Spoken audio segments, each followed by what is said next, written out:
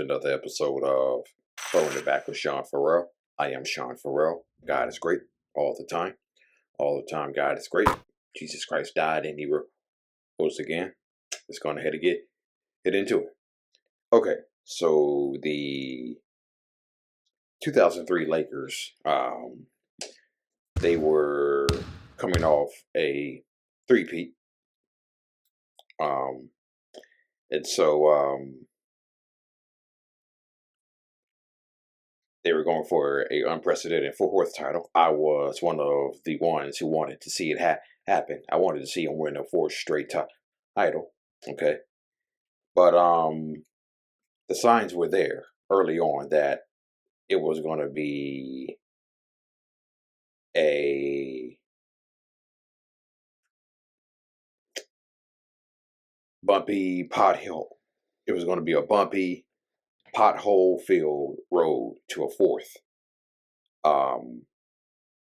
straight championship. Okay, and the signs were there early on. Okay, Shaquille O'Neal is injured at the start of the season. There's a preseason fight between Doug Christie and Rick Fox. And then, ironically, they played the Spurs on opening night, and they get beat by the Spurs. And the Spurs go on to sweep them in the regular season series, okay? So, they didn't win against the Spurs the whole year, okay? And so,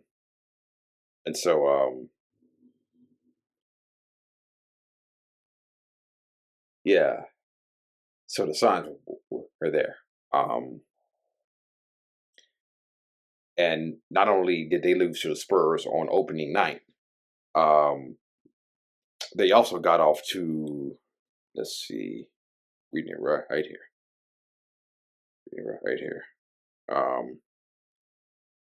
They started the season 3-9. Okay. They started the season 3-9. And so I remember they played the Celtics earlier.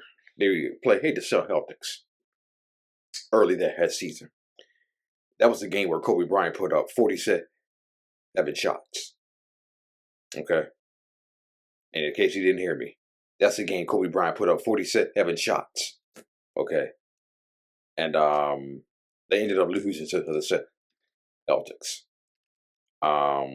So they got off to a 3-9 start. Okay. And at one point they were 5-11. And I remember, I remember this so well. They played the Kings on Christmas Day. Okay, I watched that game. They played the Kings on Christmas Day, and they lost that game.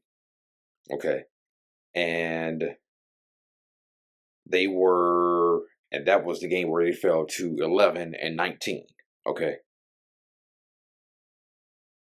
yeah, that was the game where they fell to 11-19. All right, and so they were saying at that time the Lakers are going to have to play out of their minds to make the playoffs. Okay, which they pretty much did. Okay.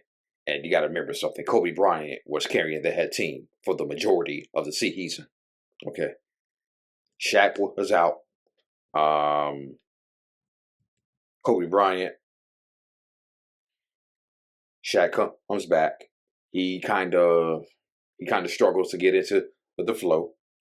And Kobe Bryant is carrying that head team for the majority of the season. You remember he had that streak of I think 9 or 10 40-point games, right? 9 or 10 straight 40-point games. And so Kobe was carrying the head team for the majority of the season. And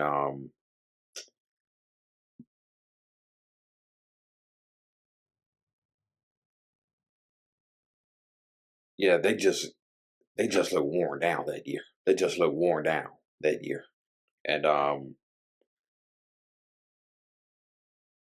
let's see. So, and at one point they were 19-23. They had just lost the finals rematch to the New Jersey Nets. And they fell to 19 and 23. And then they started playing out of their minds, okay?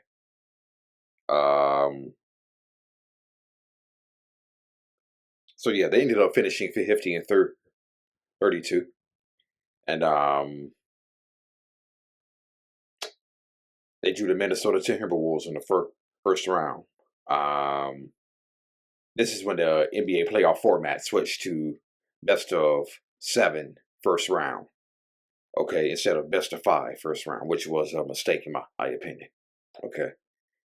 The NBA never should have gone to a 7-game format in the first round. Okay. That's silly. Okay. 5-game first round series make for more drama and excitement. Okay. So, yeah. NBA never should have went to a 7-game first round series.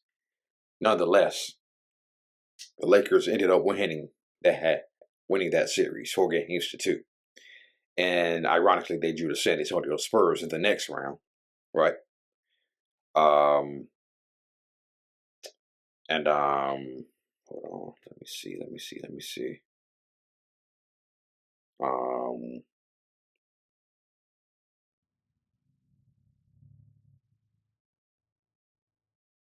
Okay. So, if this thing can hurry up and load. Okay, there it goes, right there.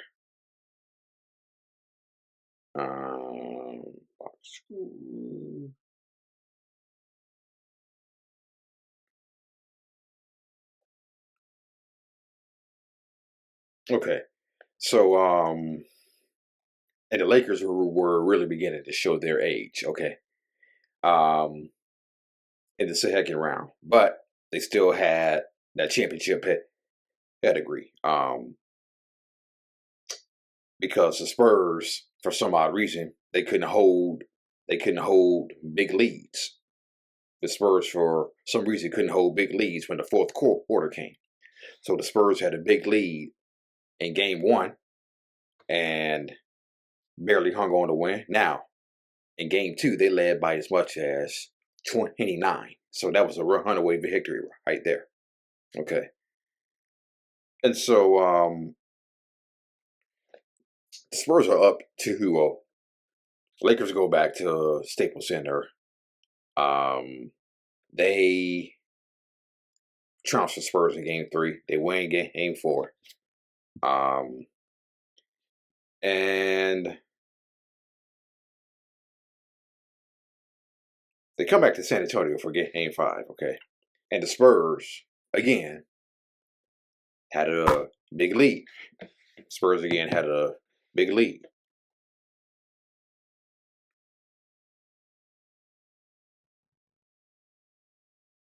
Hold on.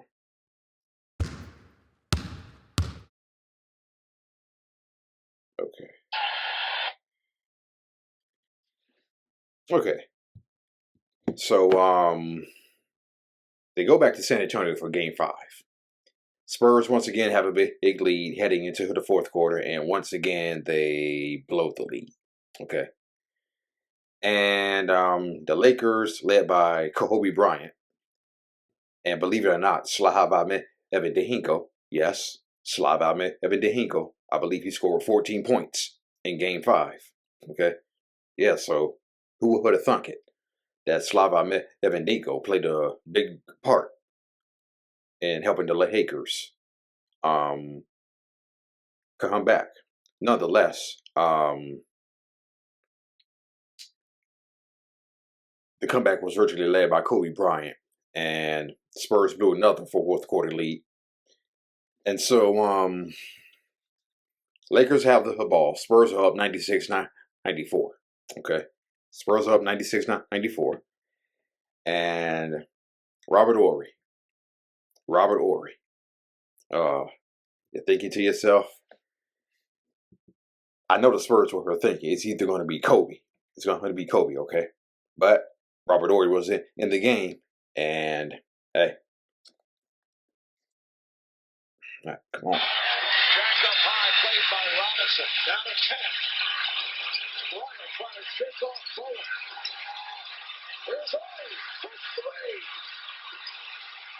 Robinson with the rebound that was in and out. Robert Horry, who has struggled from beyond the three-point line, nearly came up with the game-winner shades of Game 7 in Sacramento last season. But the San Antonio Spurs held on for a 2-point victory and take a 3-2 lead.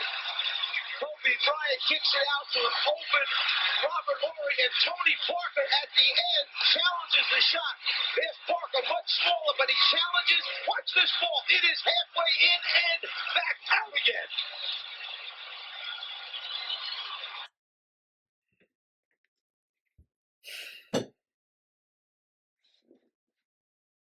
That close.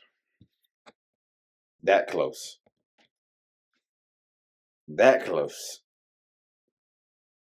That close to the Lakers possibly moving on to the Western Conference Finals versus the Dallas Mavericks. Okay.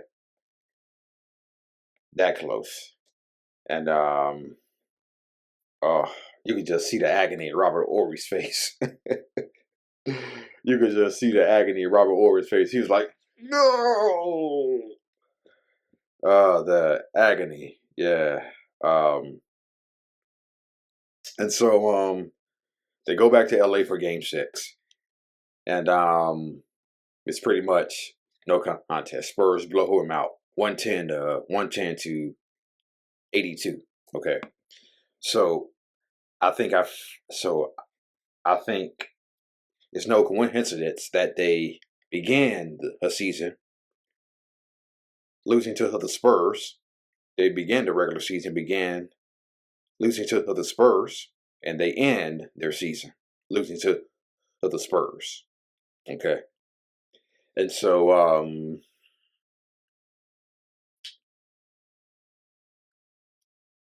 so the question is, what had happened? Okay. Well, injuries.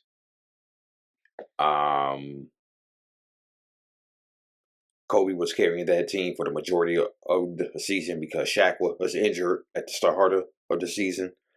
Rick Fox got injured in the Minnesota series. Phil Jackson had to miss a game because he had to have a procedure done during the Spurs series. Devin George was playing with a bad ankle.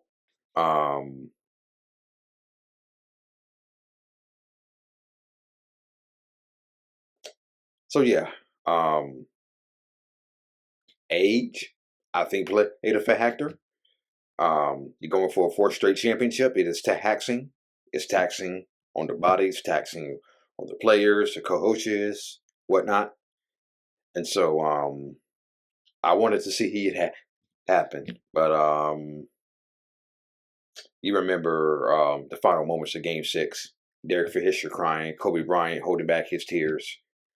I remember Bill Walton saying, this is going to go down as the greatest victory in the history of the San Antonio Spurs. That's what Bill Walton said at the end of the game. This is going to go down as one of the greatest win in the history of the San Antonio Spurs. That's just how Bill Walton thought. Okay. And so I wanted to see it happen. I remember the next day at school, we were talking about Derek Fisher crying. The whole school was talking about Derek Fisher crying. And we were poking fun at Derek Fisher because he was crying. But hey, when you get your butts kicked like that, yeah, it is what it is, right? So yeah, I think a combination of injuries, age, fatigue, Shaq being injured at the start of the season, Kobe Bryant carrying the team for the majority of the season, I think it all added up. And it all came to a head in the second round. And you know what? I discovered something. I thought about this. when Phil Jackson was there, during the first championship, Shaq and Kobe argued, okay, and they won the championship. Shaq and Kobe argued during 2001. They won the championship. Shaq and Kobe argued in 2002. They won the championship. Now, along comes 2003. They're not fighting. Shaq and Kobe are not fighting. Ironically, they go 50 and 32, and they don't win the championship. Okay, so during the season of harmony between Shaq and Kobe, they don't win the championship. Okay, then again, they didn't win the championship the next year versus the Pistons too. So, hey. Anyway, that's it, and that's all for Throwing It Back with Sean Farrell. I am out of here. Peace out. God bless. See, man. Peace out. God bless. All right.